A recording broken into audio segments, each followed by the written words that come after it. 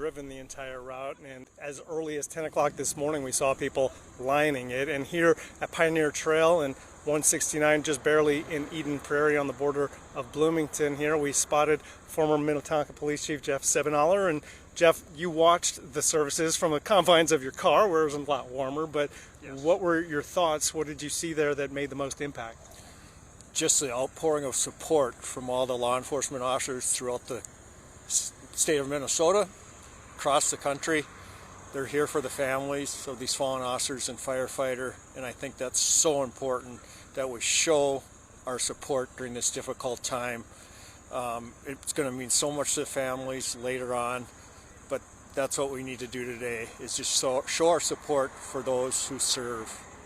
For decades you did that, and you knew as a member of a police force that every day you walked into work there was the potential for a danger like this. And I imagine that's something that you have to have in the back of your mind, but it still weighs on you every day on the job.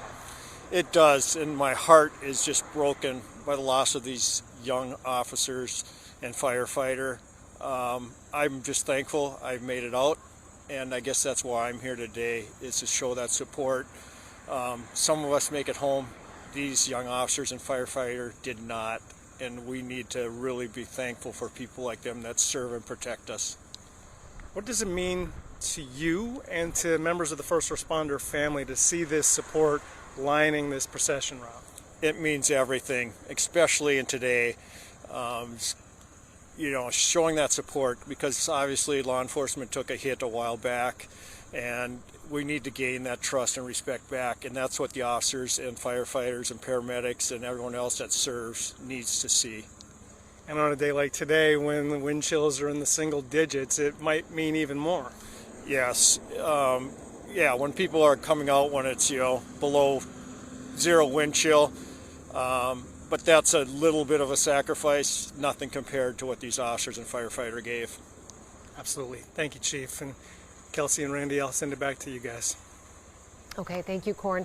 We're waiting for this procession to begin. You can see the aerials here outside Grace Church as the procession of thousands of law enforcement vehicles prepare to leave on Pioneer Trail to 169, then to Highway 13, County Road 11, through Burnsville, past the fire department and the police department.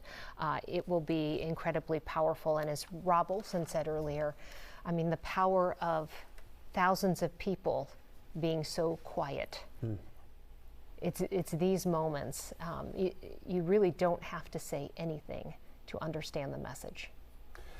And I think the people at home who watch this, and it's no secret, no big revelation that in recent years, I think there has been it's been harder to do that type of work for obvious reasons. A lot of criticism of police, a lot of protesting of police. First responders in general have not had a good run here in the last handful of years. But I am encouraged, and I think I heard that from many people over the course of the last 10 days. I'm encouraged by the outpouring of support that we have seen, Chief, in the last 10 days. It is profound, and it may be a microcosm, it may be just focused because of what's happened, but it feels different.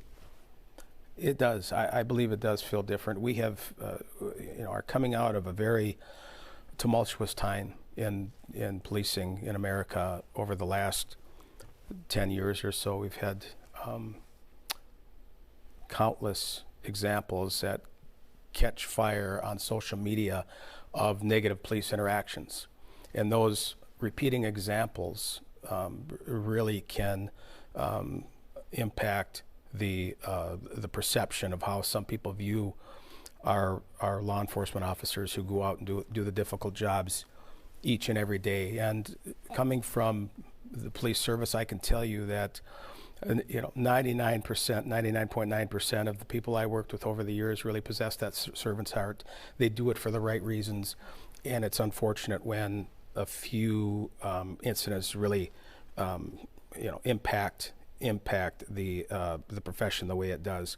I say that to say that this today feels like a possible reset to some extent of our community really understanding and having taken a step back to think about the difficult work, the heroic work that our officers do, And I also think it's a good time for our police officers, the women and men of policing and the fire service, see this level of support, because people really do support the difficult work that they do each and every day, and it's really good for them to feel that, not just see it, but feel it today.